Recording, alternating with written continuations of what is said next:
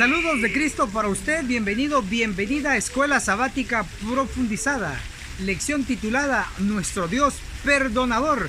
Soy el ministro Enoc Martín con ustedes en el análisis profundo de la palabra de Dios. De acuerdo al título de la lección surge la pregunta: ¿qué es lo que Dios perdona? La respuesta es: Dios perdona los pecados, las abominaciones. ¿Pero qué es pecado? De acuerdo a 1 de Juan, capítulo 3, el verso 4, la transgresión de la ley es pecado. Dos personajes, uno en el cielo y uno en la tierra. Satanás pecó en el cielo y Adán pecó en la tierra. Aparentemente entre ambos personajes hay cierta desventaja. ¿Por qué? Porque Adán hoy está muerto y Satanás hoy está vivo. ¿En qué radica la diferencia? En que Adán, además de transgredir la ley moral, también quebrantó la ley de la salud al comer del fruto prohibido. A diferencia de la serpiente, Satanás nunca comió del fruto prohibido. De lo contrario, también él hoy estuviera muerto. Pero el que ríe de último, ríe mejor. Aunque hoy Adán está muerto, debido a que Adán se arrepintió y experimentó el verdadero arrepentimiento, Dios lo perdonó. Adán, él resucitará para vida eterna. A diferencia de Satanás, cuando él muera, que es muy próximo, cuando él muera, él nunca resucitará porque nunca se arrepintió. Analicemos la sección titulada El pecado del liderazgo es 10 veces más grande. Para ello vamos a leer lo que dice el espíritu de profecía en el libro Consejos sobre la Salud, el capítulo Cuidado con la corrupción moral. En la página 614 dice: si viene de alguien que detenta un importante puesto y se ocupa de las cosas sagradas, el pecado es 10 veces más grande. Escrito está.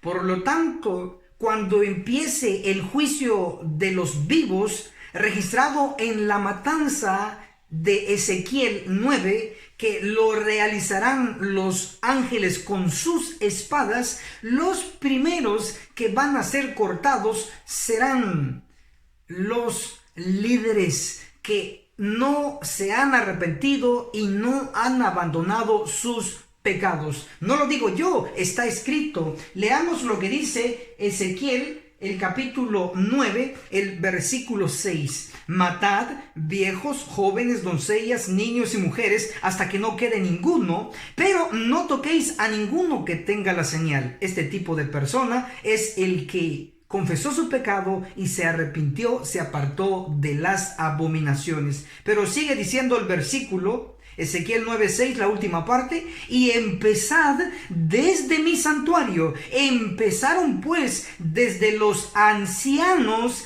que estaban ante el templo. Observamos entonces que la destrucción que realizarán los ángeles en un futuro muy pero muy cercano, empezará la destrucción con los ancianos, no de canas, sino ancianos de puesto, porque dice que estaban ante el templo, frente al templo, dirigiéndolo. Interesantemente, el espíritu de profecía también nos dice lo mismo.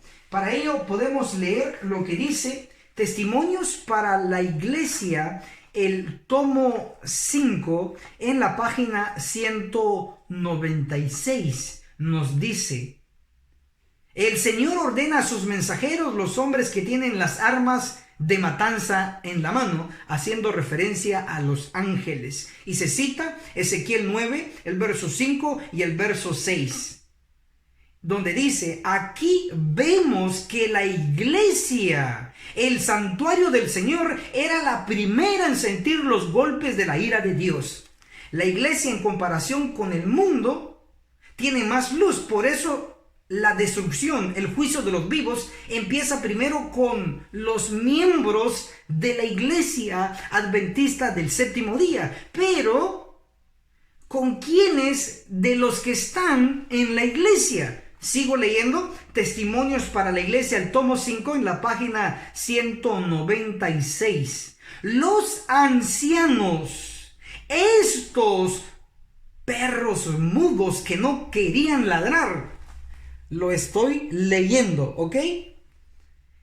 Los ancianos, estos perros mudos que no querían ladrar, son los que sienten la justa venganza de un Dios ofendido. Hombres, jóvenes y niñitos, todos perecen juntos.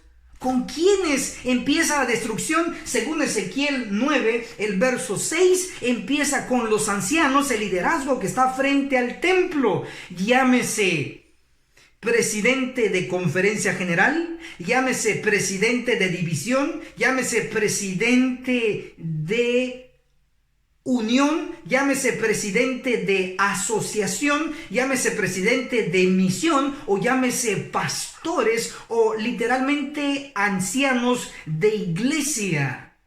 Empieza con ellos. ¿Por qué? Porque tienen mayor responsabilidad de alertar al pueblo de lo que se avecina, de lo que se está acercando muy rápidamente, y no está enterado el pueblo.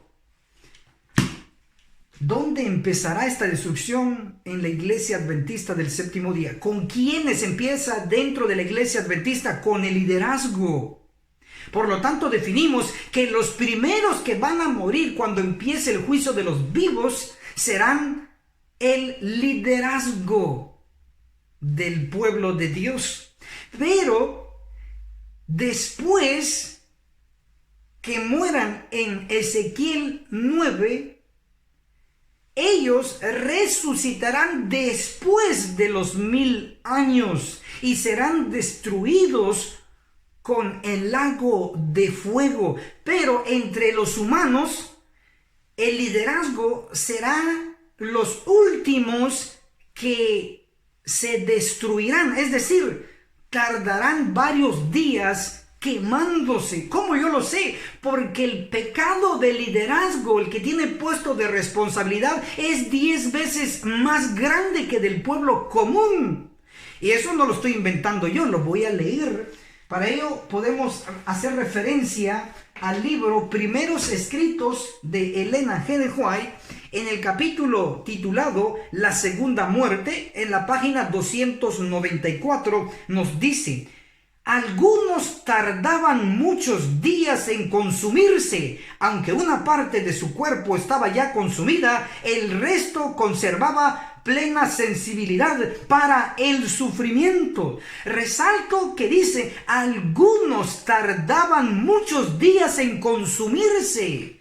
¿Quiénes serán estos humanos, estos personajes? Sí, el liderazgo. ¿Por qué tardarán muchos días en consumirse? A diferencia del resto del pueblo, porque ellos tuvieron mucha luz, tuvieron responsabilidad y, como dice el espíritu de profecía, fallaron en su cometido, no cumplieron su misión de alimentar al pueblo, de alertar al pueblo, de reprender al pueblo cuando fue necesario, o de animar al pueblo para seguir firmes en la fe, en la verdad pura, no adulterada.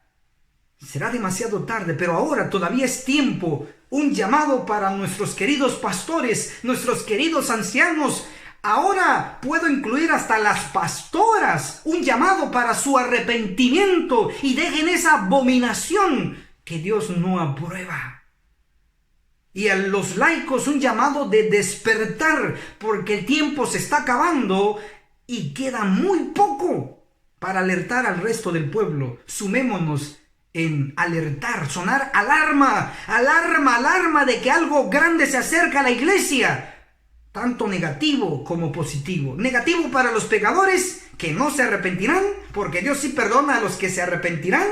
Y grande para todos aquellos que en el gran día de expiación, ahora en nuestro tiempo, estén afligiendo sus almas con ayuno, con lloro, con gemir y clamar contra las abominaciones en la iglesia. Aunque se les dé diferentes apelativos negativos, no importa, porque valdrá la pena, vale la pena sufrir vituperios por Cristo, el dueño y líder máximo de la iglesia adventista del séptimo día. Definimos entonces que los líderes, el liderazgo, será el primero que morirá en el juicio de los vivos cuando se cumpla la matanza de Ezequiel 9 realizada por los ángeles, y serán los últimos entre los humanos que morirán después de los 1000 años en el lago de fuego. Pero el último agente, el último que morirá será Satanás. ¿Por qué? Porque él es el autor y consumador del pecado. ¡Alerta! Analicemos la sección titulada El pueblo de antaño y el pueblo de hoy deben confesar sus pecados de rodillas, como señal de reverencia. Para ello vamos a leer lo que dice Nehemías capítulo 9, el verso 2, la segunda parte. Poniéndose en pie, confesaron sus pecados y las iniquidades de sus padres. Cualquiera pudiera decir, ¿oyeron lo que se leyó? ¿Vieron lo que dice ahí? ¿Que se pusieron de pie y confesaron sus pecados? Efectivamente es lo que dice. Pero vamos a leer el siguiente versículo que nos va a explicar qué es lo que se hizo primero. Si confesar sus pecados o leer la ley de Dios.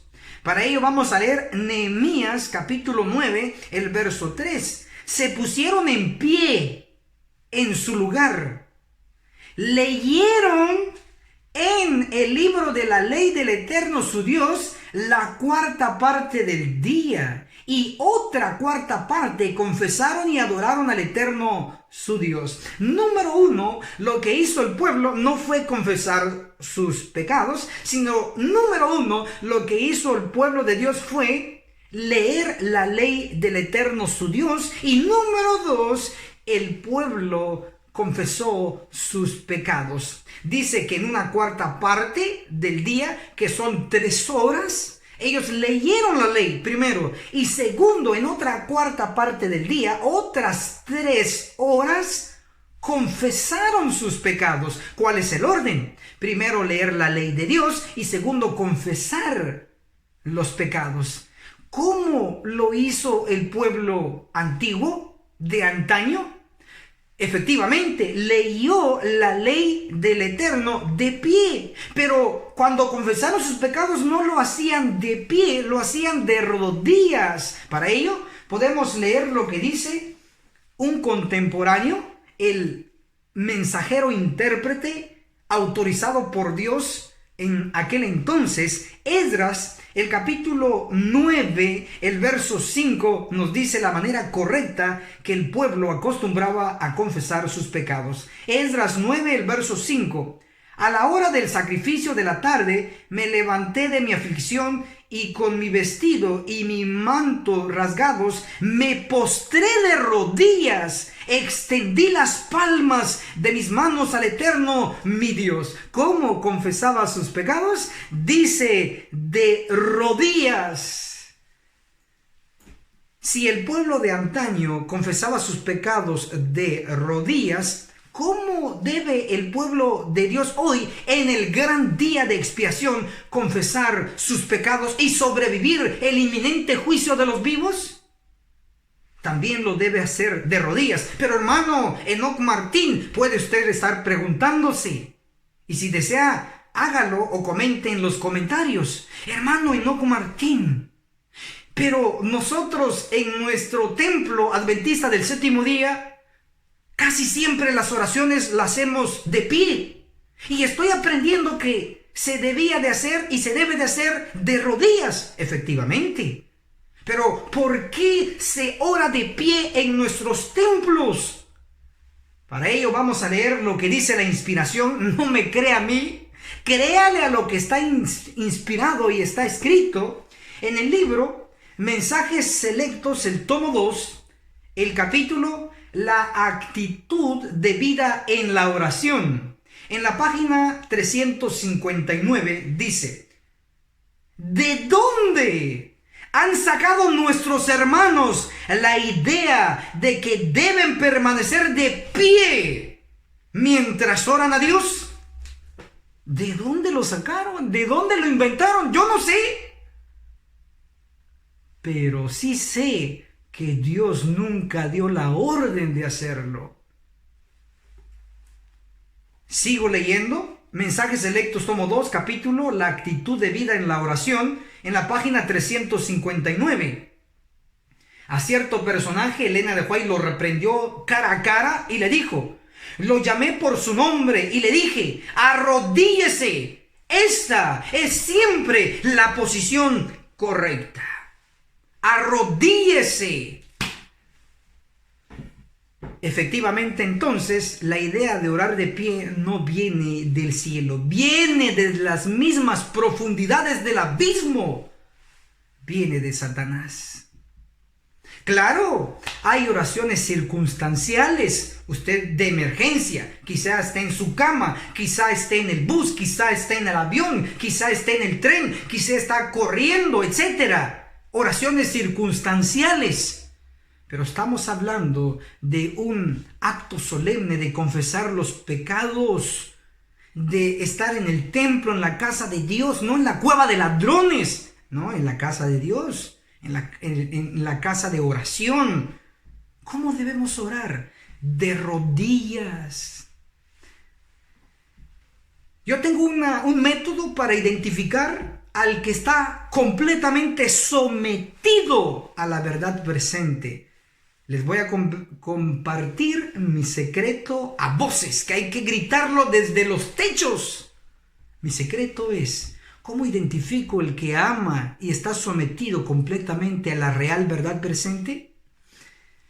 Para ello, voy a leerles en el libro Mensajes Selectos, el tomo 2, el capítulo La actitud de vida en la oración, en la página 362, dice: y cuando os reunís para adorar a Dios, dice,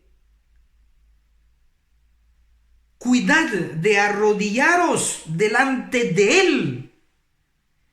Demostrad por medio de este acto que vuestra alma, 1, vuestro cuerpo, 2, y vuestro espíritu, 3, están por entero sometidos al espíritu de verdad.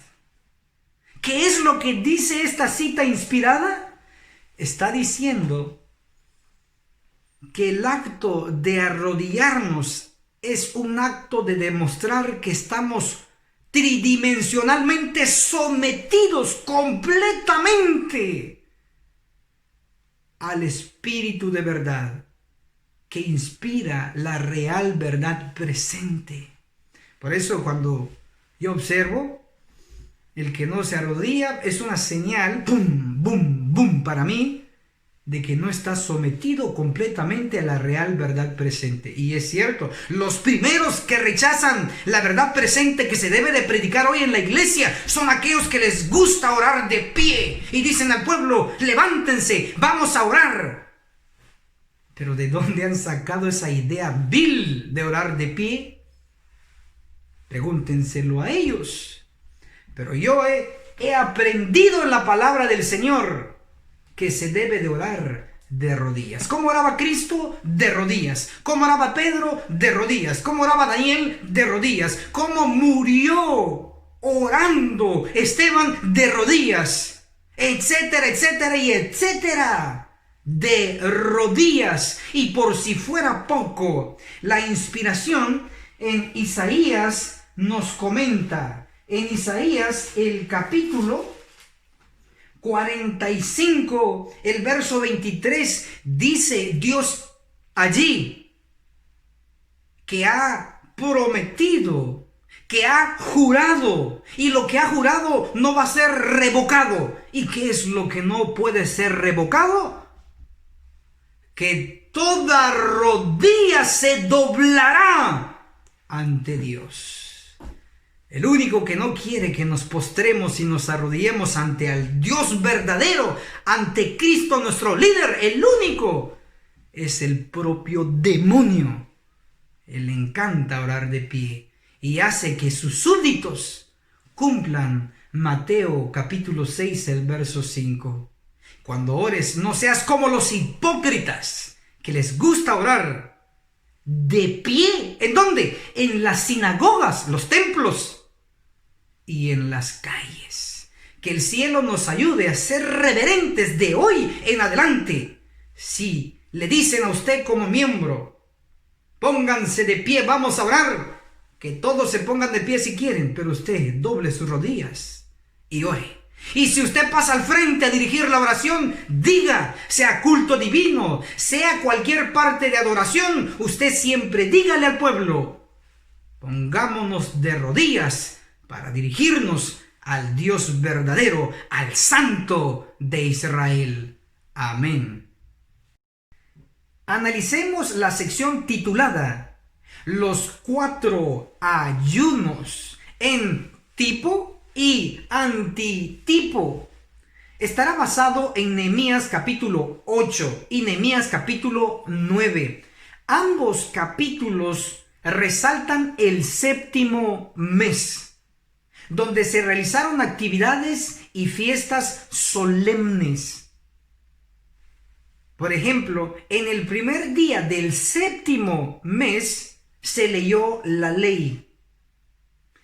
En el 10º día del séptimo mes se realizó el día de la expiación, donde se exigía un ayuno para afligir las almas y confesar los pecados. También en el séptimo mes se realizaba la famosa fiesta de las cabañas o de los tabernáculos. Para ser específicos, la fiesta se debía celebrar desde el día 15 del séptimo mes hasta el día 21 del séptimo mes, haciendo un recorrido de 7 días. Pero se cerraba dicha fiesta con el día 22 del séptimo mes, con una asamblea solemne. Hasta aquí lo que hemos mencionado está registrado en Nehemías capítulo 8. Dicho capítulo obedece a lo que Dios ordenó en Levítico capítulo 23. Pero Nehemías capítulo 9, el versículo 1, nos menciona que hay un ayuno que se realizó. Y lo sorprendente es lo siguiente. Nehemías capítulo 9, el verso 1. El 24 del mismo mes, es decir, del séptimo mes, se juntaron los israelitas en ayuno, vestidos de sacos y tierra sobre sí. Era natural que en el día 10 del séptimo mes, en el día de la expiación, se realizara un ayuno y que afligieran sus almas y confesaran sus pecados. Pero Nehemías capítulo 9, el versículo 1 nos habla de otro ayuno en otra fecha. Dicho ayuno no está registrado ni ordenado en Levíticos capítulo 23.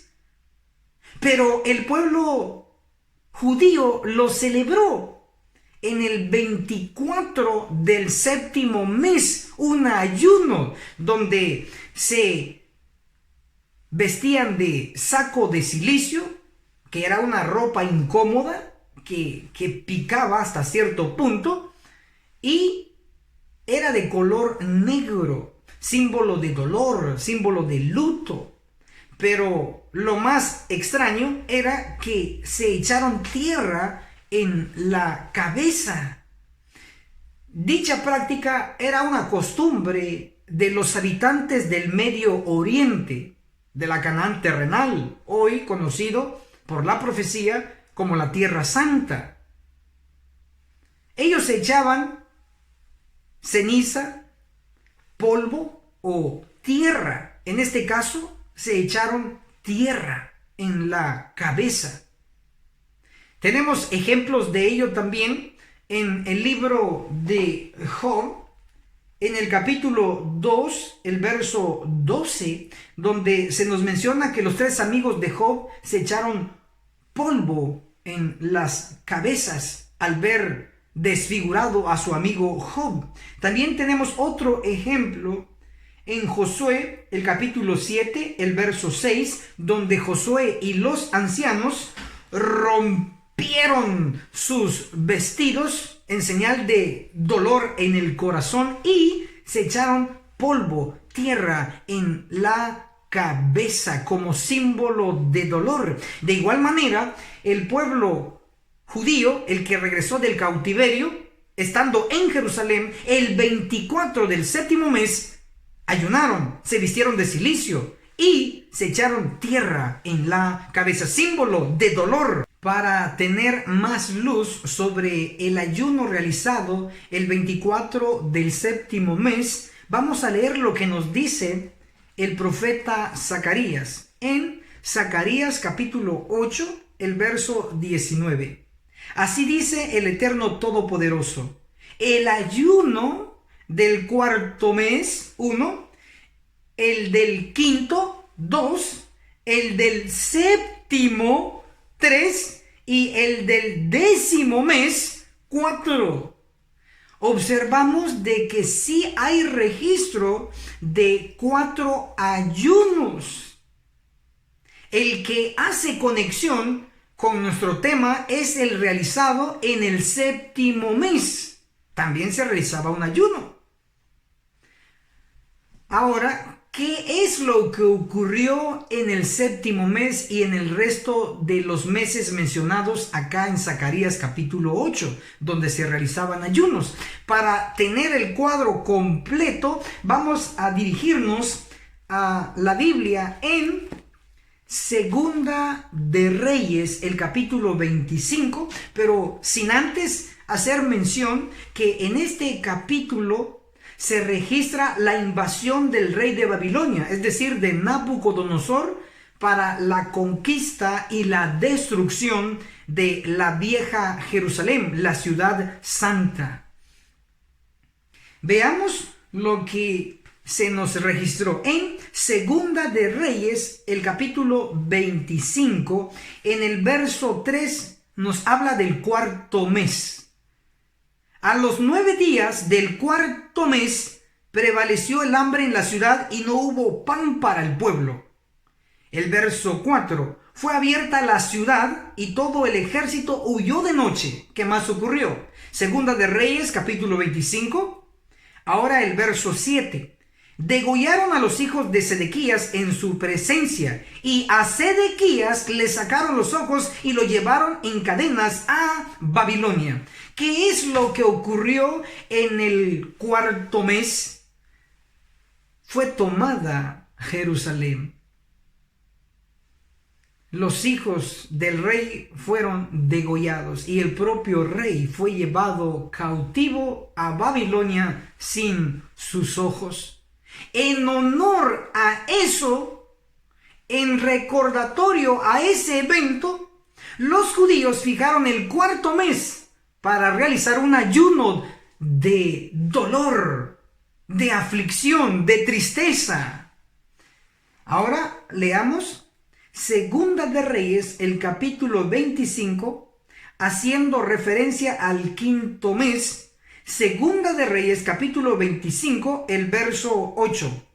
A los 7 días del 5º mes, subráyese, 5º mes, en el año 19 de Nabucodonosor, rey de Babilonia, vino a Jerusalén Nabuzaradán, capitán de la guardia, siervo del rey de Babilonia. ¿Qué es lo que hizo? Segunda de Reyes, capítulo 25, el verso 9. Quemó la casa del Eterno, la casa del rey y todas las casas de Jerusalén. Segunda de Reyes, capítulo 25, el verso 10. El ejército de los caldeos que estaba con el capitán de la guardia derribó las murallas de Jerusalén. Segunda de Reyes, capítulo 25, el verso 11 nos dice: y los que habían quedado del vulgo los transportó. ¿Qué es lo que nos están diciendo estos versos con relación al quinto mes? Que en ese mes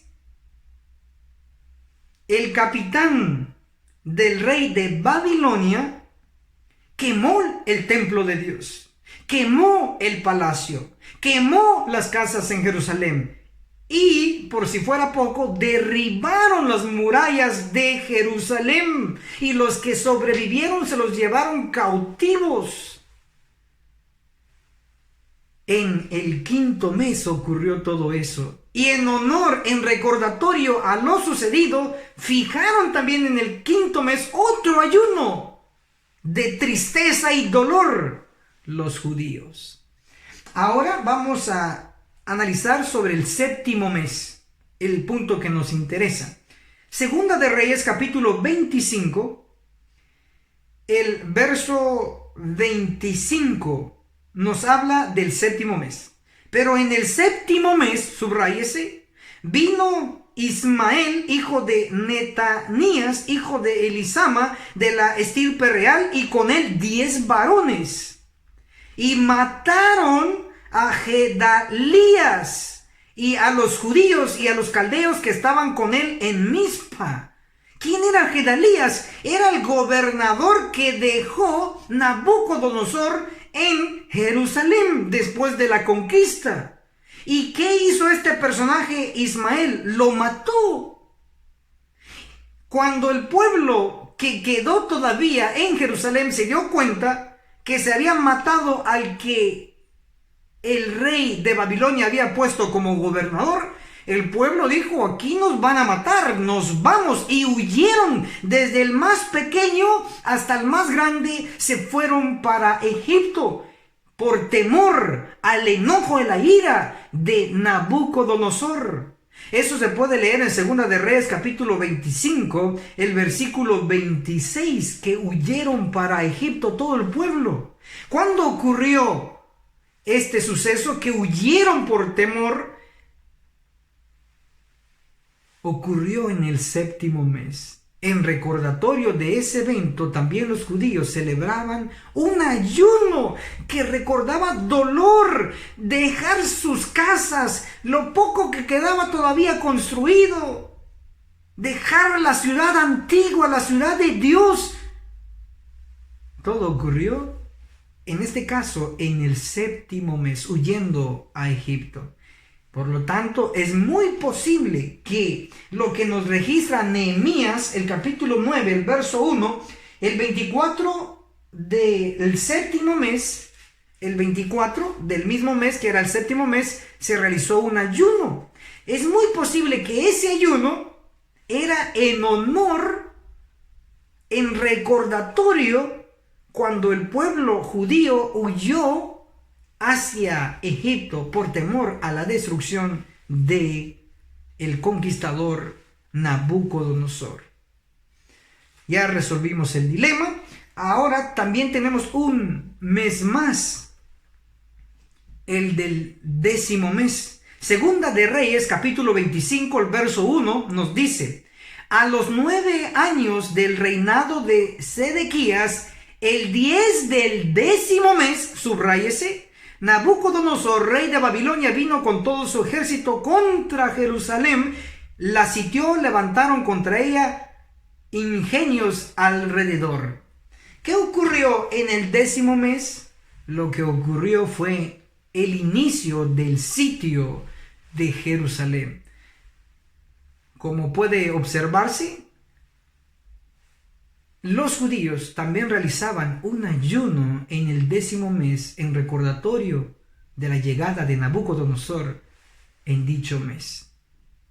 Es entonces que los judíos realizaban 4 ayunos que les recordaba dolor, incluyendo el séptimo mes. Pero eso ocurrió en el tipo, pero ¿qué va a ocurrir ahora en el antitipo? Para ello vamos a regresar a Zacarías capítulo 8, el versículo 19, y lo vamos a explicar totalmente. Dice: así dice el Eterno Todopoderoso, el ayuno del cuarto mes, el del quinto, el del séptimo y del décimo mes se convertirán en gozo y alegría.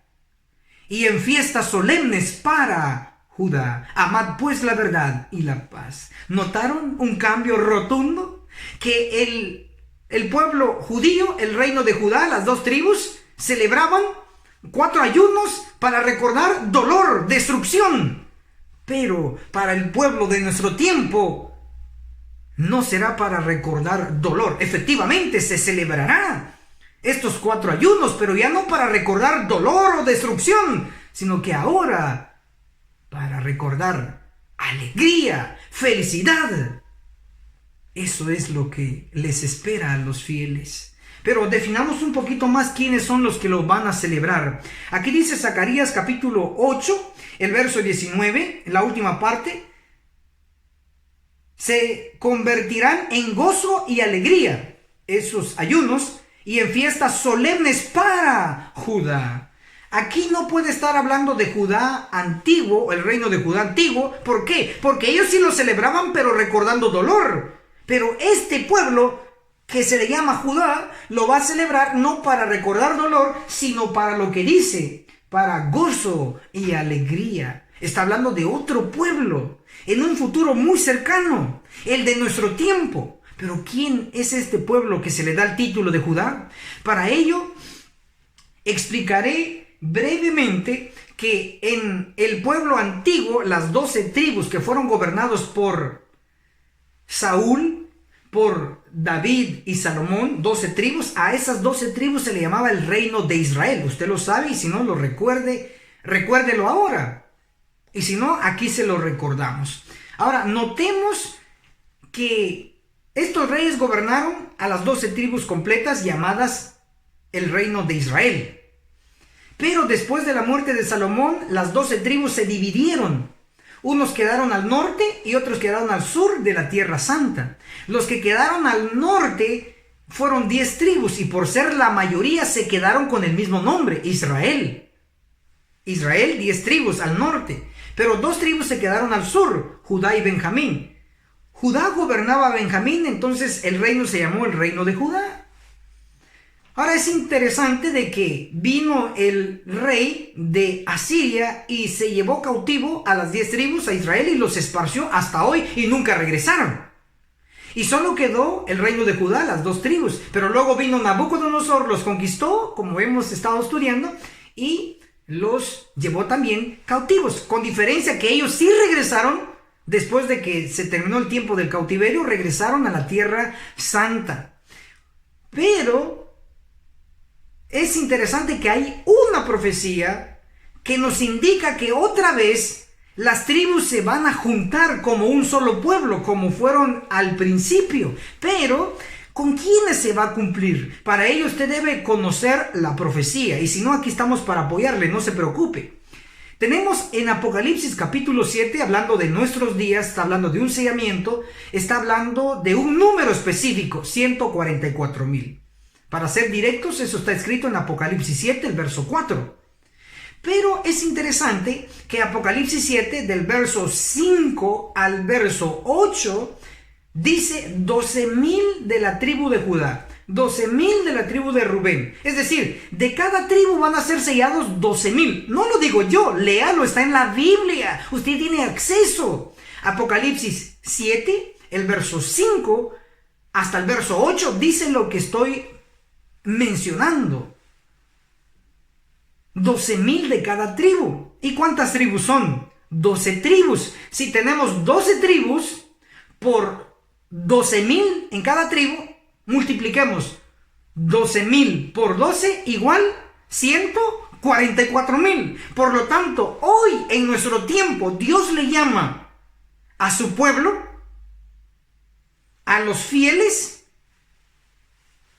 le llama los hijos de Israel, los hijos de Jacob. Pero el pueblo hoy, o las 12 tribus completas hoy, realmente son los 144,000, que muy próximo está por terminar su sellamiento. Muy pronto se darán a conocer, y lo mejor de lo mejor es que serán adventistas del séptimo día, fieles a Dios, no al hombre.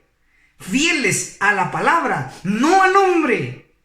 Fieles a la Biblia y al espíritu de profecía. Ahora, quiero que quede en su mente que cuando la profecía de diversos profetas habla de nuestro tiempo y hace referencia a términos como Judá, Israel, hace alusión a los 144,000, porque son y serán ellos los que tendrán el título de los hijos de Israel. Si Dios se los da, nosotros no podemos discutirlo. Es Dios el que les da ese título. Entonces, 12 tribus en nuestro tiempo son los 144,000, 12,000 de cada tribu. Que quede eso en su mente. Ahora encontramos en Ezequiel el capítulo 37 una profecía maravillosa para los que le encuentran el sabor. Ezequiel el capítulo 37, el versículo 19 nos dice: diles, así dice el Señor el Eterno. Dios está hablando. Yo tomo el palo de José que está en la mano de Efraín, y a las tribus de Israel, las 10 tribus, sus compañeros, y los pondré con él. ¿Con quién? Con el palo de Judá, las 2 tribus, y los haré un solo palo, y serán uno en mi mano. Explico este versículo un poco complejo, pero al final verán que es muy sencillo. Tenemos 2 palos como netamente ilustrativo, 2 palos. Un palo representando a Israel, las 10 tribus. El otro palo representando a Judá, las 2 tribus. Cuando hablamos de Israel y Judá juntos, 10 más 2, 12 tribus. Y cuando hablamos hoy, en nuestro tiempo, de las 12 tribus, estamos hablando de los 144,000. Apocalipsis 7:4, 144,000 sellados de todas las tribus de Israel. Entonces aquí básicamente está haciendo alusión a los 144,000 que Dios los va a juntar como un solo pueblo.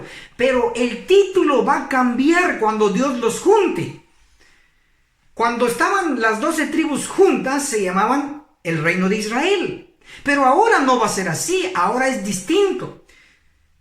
Las 10 tribus se van a unir con Judá. Por lo tanto, el título de Israel desaparecerá, es decir, ya no más se va a usar de manera oficial, sino que se va a usar el título de Judá. El reino de las 12 tribus, el pueblo junto, unido nuevamente, ya no más se llamará Israel, se llamará Judá. ¿Por qué? Porque aquí en Ezequiel 37, el verso 19, dice que Dios, no usted, no yo, ninguno de nosotros, sino que Dios dice que Él va a tomar el palo de Israel, 10 tribus, y unirá el palo de Israel con el palo de Judá. Implicando que es las 10 tribus que se unirán con Judá y no Judá que se unirá con Israel. Por eso es de que ya no se llamarán todos juntos, reunidos, ya no se llamarán Israel, sino que se llamarán Judá. Cuando la profecía habla en singular de Judá y habla de futuro, de aquí para adelante, hace referencia no a las 2 tribus, sino que hace diferencia a las 12 tribus ya unidos nuevamente. Por lo tanto, con esta explicación, ahora vamos a entender Zacarías capítulo 8, el versículo 19, con quién se cumple. Así dice el Eterno Todopoderoso: el ayuno del 4º mes, el del 5º, el del 7º, el del 10º mes se convertirán en gozo y alegría, y en fiesta solemne para Judá. ¿Qué Judá? Las 12 tribus ya unidas, es decir, los 144,000. Los 144,000 son los que van a celebrar estos 4 ayunos, no para recordar dolor y destrucción, sino para recordar gozo y alegría. ¿Quiere usted ser parte de esos 4 ayunos? Yo quiero, me esfuerzo, espero que usted también se pueda esforzar y sumarse a los 144,000 que efectivamente celebrarán estos 4 ayunos antitípicos para gozo y alegría. Verdaderamente será nuestro final feliz. Analicemos la sección titulada El reavivamiento y reforma en tipo y antitipo. El centro que provocó el reavivamiento y reforma en el pueblo de antaño fue el templo. Para ello se tuvo que haber construido el segundo templo. Según San Juan, el capítulo 2, el verso 19, se llevó 46 años para la construcción del templo. Hubo un tiempo que se paralizó la obra, pero Dios levantó a 2 profetas. Según Esdras capítulo 5, el verso 1, levantó a Ageo y a Zacarías. ¿Sabe usted en qué tiempo fue levantado estos profetas? Para ello puede usted leer Ageo capítulo 1, el verso 1, donde Ageo fue llamado como profeta en el segundo año de Darío. ¿Cuándo fue llamado Zacarías? Lea Zacarías capítulo 1, el verso 1, y encontrará que también Zacarías fue llamado en el segundo año de Darío. ¿Para qué? Para que ambos trabajaran y dirigieran la construcción del templo. De acuerdo a Esdras, el capítulo 6, el versículo 15 nos dice: y la casa fue terminada el 3er día del mes de Adar. Era el 6º año del reinado del rey Darío. Obsérvese que los profetas Ageo y Zacarías, para ayudar a terminar de construir el templo, fueron levantados en el segundo año de Darío, y la construcción del templo se terminó en el 6º año de Darío. Lo que implica es que solo se llevó 4 años para terminar la construcción del templo, con la dirección de estos 2 profetas. Lo que no se hizo en 42 años, lo hicieron en 4 años. La terminación del templo, dirigidos por los profetas. ¿Por qué decimos 42 y 4? Bueno, porque según San Juan 2, el verso 19, fueron 46 años para construir el templo. 4 años les llevó a Ageo y Zacarías para terminar la construcción. Por lo tanto, si le restamos a los 46 años, le restamos los 4 años, nos quedan 42. Es decir, lo que no se hizo en 42 años, vinieron los profetas en 4 años. Lo terminaron. 42 más 4, 46. Interesante entonces. Y esto nos da una gran lección, que sin la dirección de los profetas nosotros estamos desenfrenados. Es por eso que Dios no ha abandonado a la iglesia adventista del 7º día. Levantó al mensajero Guillermo Miller, levantó a Elena de White, levantó a Jones y a Wagner, y levantó al tercer Elías de Malaquías 4:5. Al Elías, al mensajero intérprete de nuestro tiempo. El mensaje de él ya llegó, ya está. Ahora hay que estudiarlo, porque de lo contrario no se logrará hacer lo que solos no hemos podido, pero con la ayuda del último mensajero lograremos hacer y terminar la obra de Dios aquí en la tierra. Es una de las lecciones que podemos aprender. Analizando entonces el reavivamiento y la reforma, debemos notar lo que significa reavivamiento. Reavivamiento, según el diccionario, es restaurar, reconstruir. ¿Qué hizo el pueblo judío cuando regresó a Jerusalén? Pues hizo un reavivamiento. Lo que hizo es construir, restaurar. ¿Y qué construyó? ¿Qué restauró? Bueno, la casa, el templo de Dios fue reedificado. Reavivamiento. Y también las casas en la ciudad fueron construidas y la ciudad nuevamente fue poblada por el pueblo de Dios. En el ámbito espiritual, ¿qué es lo que significa reavivamiento?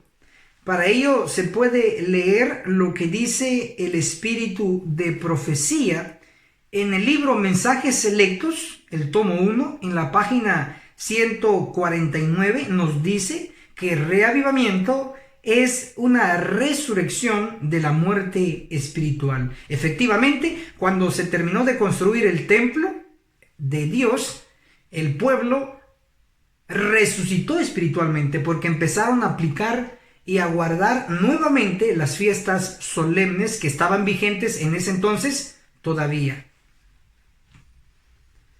También encontramos el término reforma. Según el diccionario, es un cambio a lo mejor. Y según el espíritu de profecía, una reforma en el libro Mensajes Selectos, tomo 1, en la página 149, nos dice que reforma es una reorganización, un cambio de ideas, de teorías, un cambio de hábitos y cambio de costumbres. ¿Qué reformas efectuó el pueblo de Judá, los judíos? ¿Qué reforma efectuaron? Mencionaremos varias de ellas y la primera es que todos los sacerdotes y levitas se purificaron, cosa que no había ocurrido antes, haciendo referencia desde el cautiverio hasta la construcción del segundo templo. Y eso lo podemos ver en Esdras capítulo 6, el verso 20. También tenemos que todos los que regresaron del cautiverio se apartaron de los paganos, cosa que posterior a regresar y previo a la construcción del templo todavía estaban relacionados con los paganos. Pero ellos se apartaron de los paganos y eso lo encontramos en Esdras capítulo 6, el verso 21. A eso se llama reforma, hubo un cambio, se apartaron de lo malo, en este caso los paganos.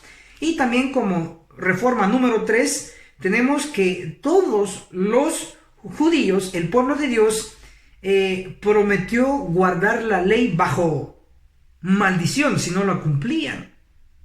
También el punto número 4 en cuanto a reforma del pueblo de Dios es que ellos fueron estrictos guardadores del sábado. No quiere decir que antes lo eran, no, sino que desde que se construyó el templo, desde que confesaron sus pecados, desde que leyeron la ley, el Pentateuco, los libros sagrados de ese entonces, desde que ellos leyeron e interpretaron y escucharon la verdad y comprendieron la realidad de su situación, ellos se convirtieron en estrictos guardadores del sábado. Y eso lo leemos en Nehemías capítulo 10, Nehemías el capítulo 10, el verso 31.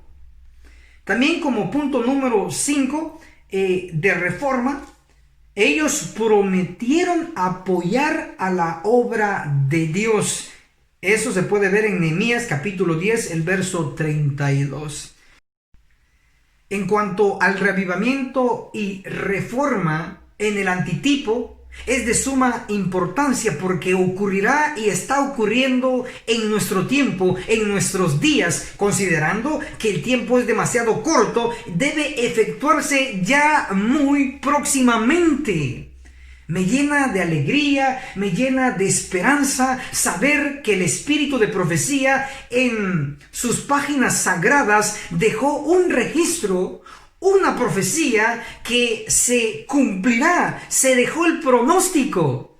Permítanme que lo leamos juntos en el libro Mensajes Selectos en el tomo 2, en la página 465, hablando del reavivamiento que Elena de White vio en visiones de la noche. Dice: reavivamiento en muchos lugares. Nuestro pueblo se alistaba y respondía el llamamiento de Dios. Maravilloso. ¿Por qué? porque el reavivamiento se vio en muchos lugares, en su país querido, en mi país querido, en muchos lugares. El reavivamiento está ocurriendo. No deje que pase su oportunidad al escuchar este tema. Ahora es el momento de que debe de ocurrir el reavivamiento en su vida, en mi vida. ¿Y qué es reavivamiento? Es una resurrección de la muerte espiritual, siendo nosotros desconsiderados con las cosas de Dios, no dándoles importancia a las cosas espirituales, a los cultos de iglesia, a la lectura de la Biblia, a la lectura del espíritu de profecía, a la predicación de la palabra, al cumplimiento de la misión, ignorando todas las cosas espirituales. Hemos estado muertos espiritualmente, pero ha llegado el momento de que ocurra en nuestras vidas un reavivamiento, una resurrección de la muerte espiritual. Buscando nuestras Biblias, comprando, si no tenemos, los libros del espíritu de profecía, la fuente inspirada de interpretación, asistiendo a los cultos, buscando una oportunidad de predicar la real verdad presente, no solamente viendo qué es lo que hacen los obreros bíblicos, viendo qué hace el ministro tal, el pastor tal, y nosotros de brazos cruzados, muy cómodos. Ya es tiempo de dejar la muerte espiritual y que resurja un nuevo yo. Un yo reformado. Sí, dirigido por el Espíritu Santo. Eso es reavivamiento espiritual. Lo vio Elena de White en muchos lugares. Escríbanos, por favor, en los comentarios desde qué lugar. Mencione su país, deje un récord. ¿Desde qué país en su vida está ocurriendo un reavivamiento desde hoy en adelante? Reavivamiento en muchos lugares. El pueblo respondía. Sé que usted también va a responder. No solamente se quedará observando, como muchas veces lo hemos hecho, porque hay que ser sinceros, sino que ahora una oportunidad está en sus manos. Y es el de compartir este tema. Todos podemos hacer una parte en este reavivamiento en muchos lugares. Pero no solo se pronostica un reavivamiento, también se pronostica una reforma. ¿Qué es una reforma? Una reforma es un cambio para el bien. Una reforma en ideas, una reforma en teorías, una reforma en hábitos, una reforma en costumbres. Veamos lo que dice el espíritu de profecía en cuanto a la maravillosa reforma. Para ello vamos a leer lo que dice Testimonios para la Iglesia, el tomo 9, en la página 102. Nos dice: en visiones de la noche pasó delante de mí un gran movimiento de reforma en el seno del pueblo de Dios. Los enfermos eran sanados, se efectuaban otros milagros, se advertía un espíritu de oración como lo hubo antes del gran día de Pentecostés. Maravilloso, porque se pronostica no un pequeño movimiento, sino un gran movimiento. Y ustedes saben que solo usted, solo yo, no vamos a cumplir esta profecía, sino que debe usted y mi persona, con otros hermanos, con otras hermanas, sumarnos y trabajar en equipo para lograr el cumplimiento de un gran movimiento de reforma. Dejemos el egoísmo, dejemos la envidia, dejemos otro tipo de pecados que nos impiden trabajar juntos. Es tiempo de propagar esta verdad que aquí estamos hablando en este video. Es tiempo de propagarlo como hojas de otoño en todos lugares, en diferentes grupos, en diferentes contactos, en diferentes amigos, en diferentes redes sociales. ¿Por qué? Porque el tiempo se nos está acabando. Nos queda poco. Tenemos que hacer cumplir el gran movimiento de reforma en el seno del pueblo de Dios. Creo en la reforma, no fuera de la iglesia, pero sí dentro de la iglesia adventista del séptimo día. ¿Qué cambios para el bien debemos efectuar? ¿Qué reforma? A nuestras hermanas queridas que las apreciamos, que el Señor los bendiga poderosamente, porque ustedes son una gran mayoría dentro de la iglesia adventista del séptimo día, son personas llenas de talento, sin embargo también pueden ser medios de tentación para el prójimo. En cuanto a la vestimenta, usted debe también, si no es que ya lo hizo, y si ya lo hizo, déjenme felicitarla, déjenme felicitar a todas las hermanas que han hecho el cambio de vestimenta. Cuando usted antes de bautizarse usaba pantalones estrechos, usaba pintura, usaba maquillajes, se cortaba el cabello, se pintaba el cabello, aretes, cadenas, todo eso espero que ya lo haya dejado, y si no lo ha dejado, ahora es su oportunidad y unirse a este gran movimiento de reforma. Deje todo eso, porque todo eso es pasajero, y le garantizo que lo que va a obtener al realizar ese cambio vale la pena, porque es vida eterna que se mide con Dios. Sé que usted será un medio reformado, un agente para Cristo y no para el archienemigo de Cristo. Me refiero a Satanás. Bien, también debe haberse cambios no solo en la vestimenta, en lo exterior, sino que también en lo interior. Y me refiero a lo que ingerimos, la dieta alimentaria. ¿Qué dieta tiene usted?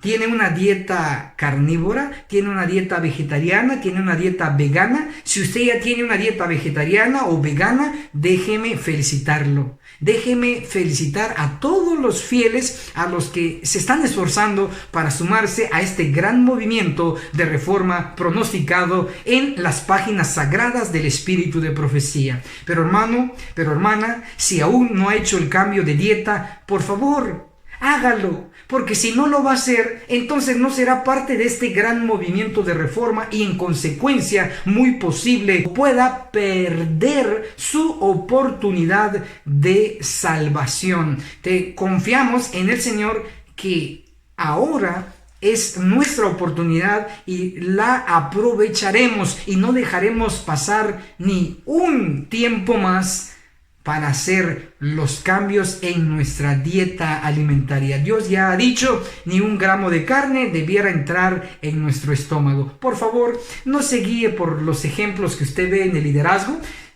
Debo reconocer que hay líderes que dan buenos ejemplos en cuanto a la dieta y en cuanto a otros elementos que deben de dar buen ejemplo, pero también hay ejemplos en el liderazgo que no son de lo mejor. Por lo tanto, no se guíe si otro personaje frente a la iglesia consume carne o no hace los cambios respectivos. No se guíe ni se confíe, porque si se pierde el personaje, también se puede usted perder. Si usted hoy hace junto con mi persona y como un equipo hacemos el reavivamiento y reforma, le garantizo que nos veremos en el monte Sión con el Cordero. Y esto fue Escuela Sabática Profundizada. Si le gustó el video, dele like. Y si no le gustó el video, dele dislike. Si tiene algo que decirnos o alguna pregunta o sencillamente extender el tema, hágalo en la sección de los comentarios. Haga el bien sin mirar a quién. Comparta el video y juntos aprenderemos. Hasta la próxima lección.